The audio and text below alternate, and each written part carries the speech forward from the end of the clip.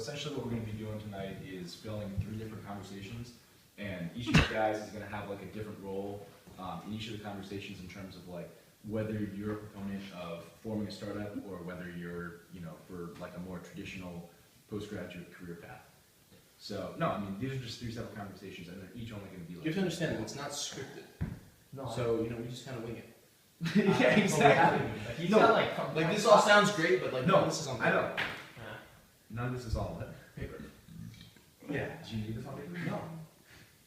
You don't say shit? No, I don't have to hand anything in. I know. All right. So, well, this is part of what I'm handing in, like the process we get. So, it's crucial. PE. One of you has an idea for a startup, and he's trying to like get your guys' opinions to vet it. Okay. Can we give Jim That can be. Yeah, it has to fill up a minute. Each one of these has to fill up a minute. So, okay. But I have like key points for each of these things you have to talk about. All right. So for the first one, you guys. Can you do it again because I honestly didn't. All right.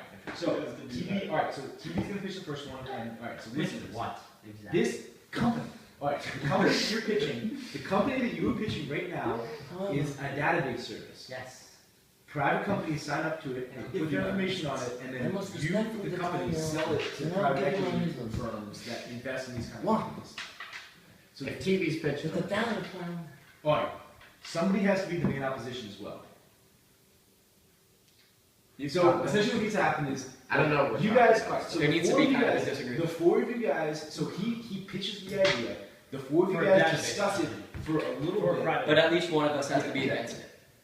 No, not until the end. You guys pitch it, and then.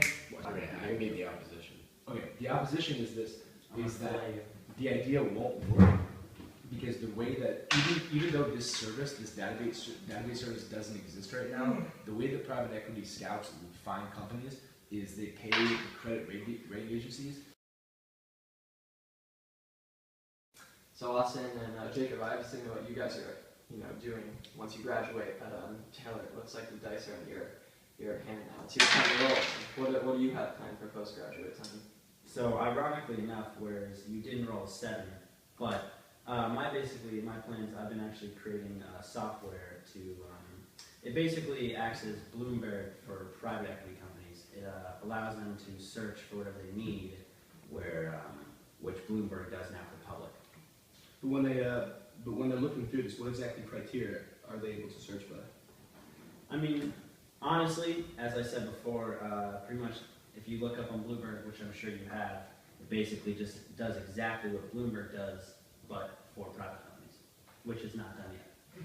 No offense to you, but that's one of the stupidest fucking ideas I've ever heard, because they already have credit agencies that go around and do this for a living. And so you can just go to a credit agency, figure out the stats that you need to know for that company, and totally circumvent this website.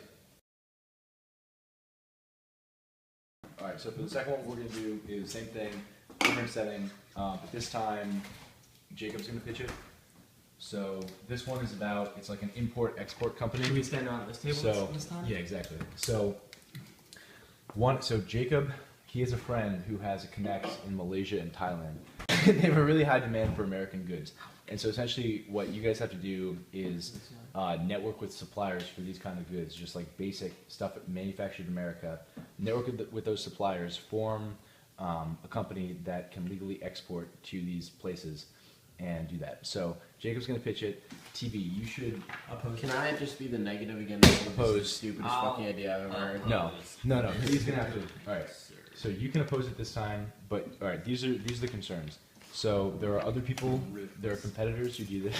There are other businesses that already do this, so it's basically just a me-too product. There's counterparty risk involved with like the people who are actually importing the stuff in those 2 countries, and the viability of the companies that are there. Yeah, and then it would be difficult to just like form networks with suppliers on a whim.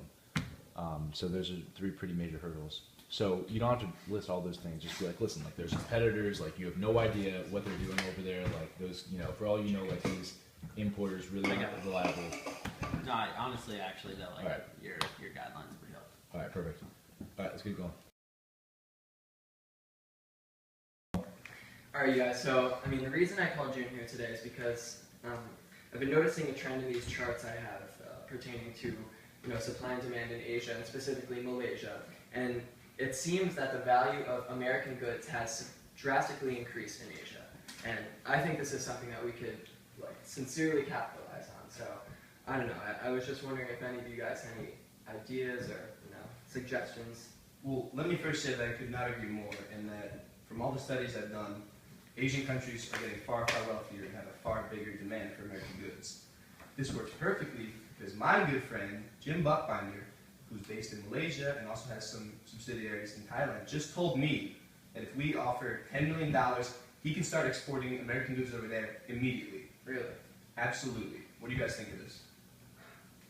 Honestly, I have to interject. I mean, yes, while these statistics may grow, tendencies do not. And let me tell you right now that first of all, many businesses around the world are doing this already.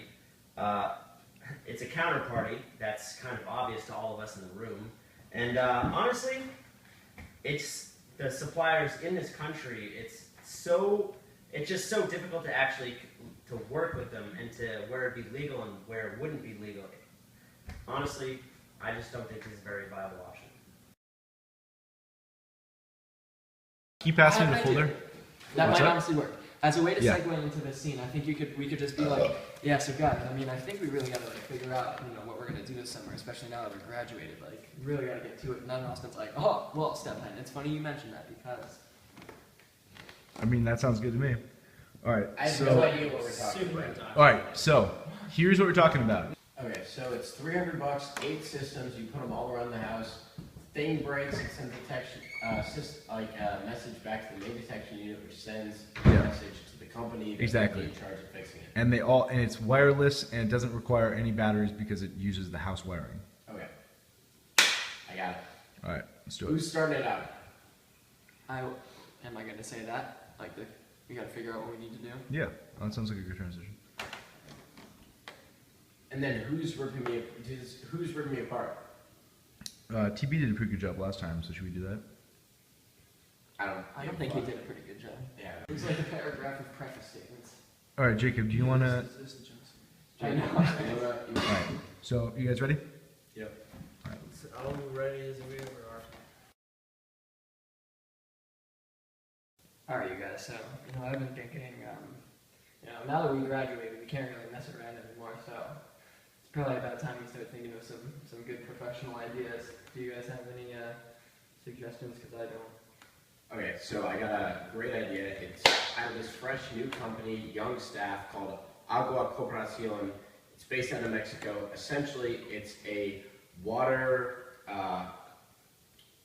safety system where if a pipe bursts in your house, you get $300, 8 little detectors. You stick them on pipes all around your house.